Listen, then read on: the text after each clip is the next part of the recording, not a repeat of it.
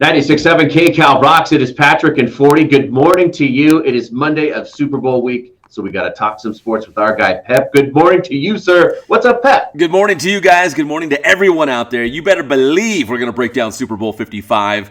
But first, big NFL quarterback news going over the weekend, especially here for our Los Angeles Rams, as they pulled off a humongous trade, trading away Jared Goff and a bunch of draft picks, including a couple first-round picks, for quarterback Matt Stafford of the Detroit Lions. Now, it's not official until March 17th when the new NFL season begins, but it's a done deal. The Rams will have Matt Stafford as their quarterback now. What's your guys' thoughts? I think the Rams immediately become a lot more dangerous. I was really hoping that Stafford would stay out of my division so he won't be throwing lasers against my Seahawks. I thought maybe he would go to the Colts, but I think this makes the Rams better instantly. I think Stafford was like, number one defense? Okay.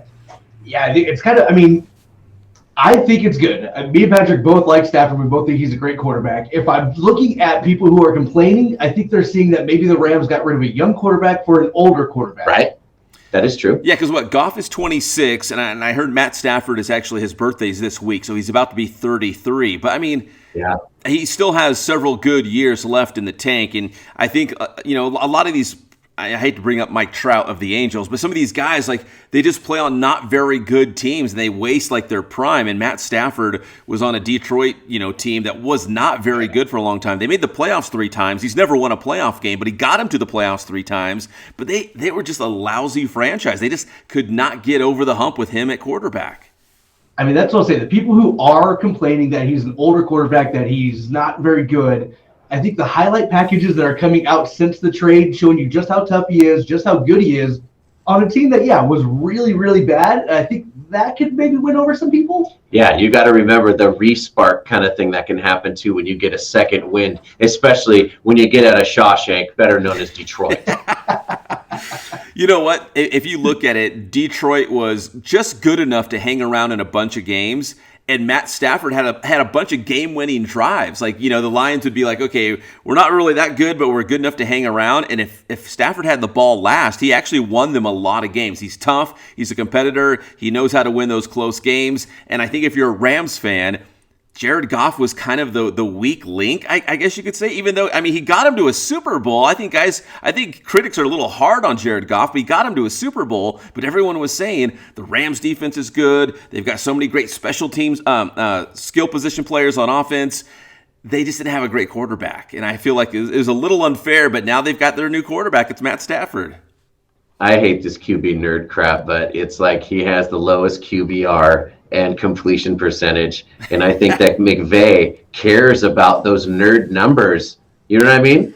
I think the one thing that Rams fans will complain about, and I think they are a little legit here, is the amount of trades that they gave away as well, too. So not only are you getting an older quarterback, but you're also kind of getting rid of your future by getting rid of 3 really high picks. Yeah, they did. A couple number ones. I was like, oh.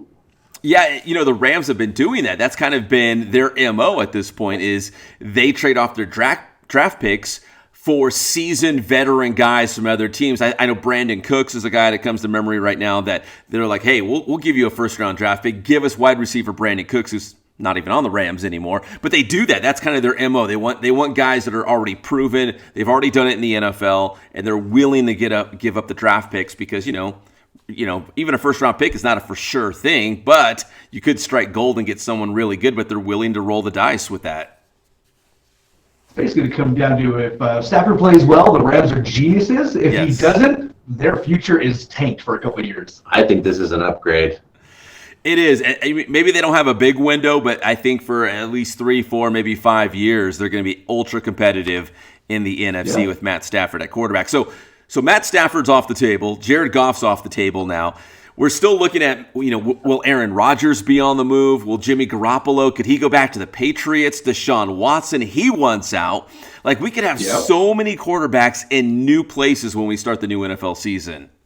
Yeah, that's kind of exciting. See what happens. There's going to be some major moves here. One has already happened. The NBAing of the NFL. Yeah, forcing their way out.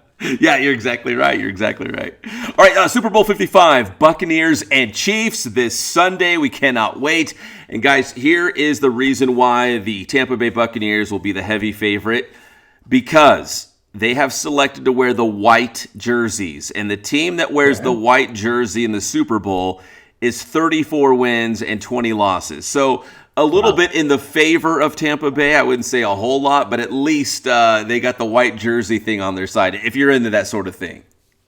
I also think the 2 starting tackles, and then there's another offensive lineman who's out. So the Chiefs are down 3 of their offensive linemen, including Fisher, who's a great tackle. I think that may make a little bit of a difference because that means Kelsey may have to change his game just a little bit. You know what I mean? I see what you're saying. And somewhere Patrick Mahomes is like, no worries, I got this. You know what I mean? Like, I got this. Maybe, right? That's no big deal. But you're right. The Kansas City is a little banged up. On Tampa Bay side, we didn't see Antonio Brown, the wide receiver, play in that NFC Championship game, so we don't know exactly what his status is going to be. So both teams might not be full strength. And speaking of just being healthy and having your whole team for the Super Bowl, guys, we have passed the point where if somebody has a positive COVID test, they're out of the game. Like, we're past that point. Like, that 10 days is gone. Okay. I was just going to ask. I was like, I know we've just had a week off for players, and the biggest game ever is coming up. Are we going to hear about COVID test, or is that just going to kind of go off to the back and nobody ask questions, nobody say anything? Yeah, let's just focus on the game. We got a game coming up. Man, if you're the head coach or the GM or whatever, you've got to be like, you are locking down. The only person you're going to see this week is your teammates, and that is it. You're not going out. You know what I mean? Like food service, like whatever you can think of, like it's not an option. This week, if for 1 week out of the year, like you have to really dial it in and be isolated, this is the week. Because again, if you pop a positive test of COVID going into this week, it's too late. You are out of the game.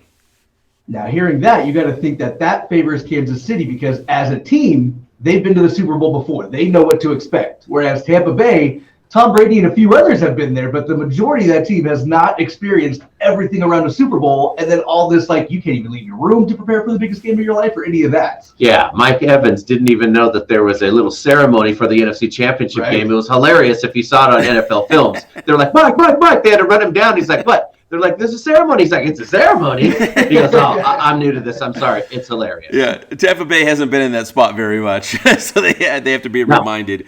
But yeah, so it's going to be a great game. We'll talk more about it when I pop on with you guys on Thursday, but that's kind of some of the stuff going on right now as we get closer to Super Sunday. I did want to talk on the Dodgers real quickly. And so we heard Nolan Arenado is one of the best third basemen in the game. He's going to sign or be traded to the Cardinals. And the Dodgers were actually in the conversation of maybe getting Nolan Arenado, who is one of the best sluggers. He's a Gold Glover, so he's great on defense. But now with Arenado going to the Cardinals, it looks like Justin Turner, who Dodger fans absolutely love. JT is like the heart and soul of this Dodger team. It looks like he will stay with the Dodgers. So if you're a Dodgers fan, I think you're excited to keep JT, maybe a little sad that you missed out on Arenado, but happy that you got your boy Justin Turner back with the Dodgers. It looks like that should happen now. Yeah, I think so. He's a fan favorite. Dodger fans are also asking, where the hell is that parade? Yeah. And the Lakers, right? I mean, right. Yeah, maybe in another year or so. Maybe it's going to be like some big LA blowout.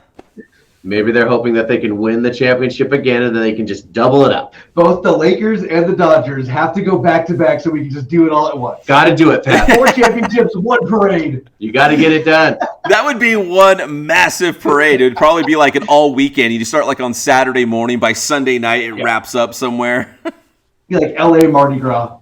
Ladies and gentlemen, we will talk to Pep on Thursday where we will make our final picks. We will. Who's going to be the winner and all that stuff. Pep, tell them how to get your stuff. I'll be back and I'll have your score. It's Inland Sports all over social media, especially Instagram. We got Twitter. We got the YouTube channel as well, talking about local sports here in the Inland Empire. Thanks, Pat.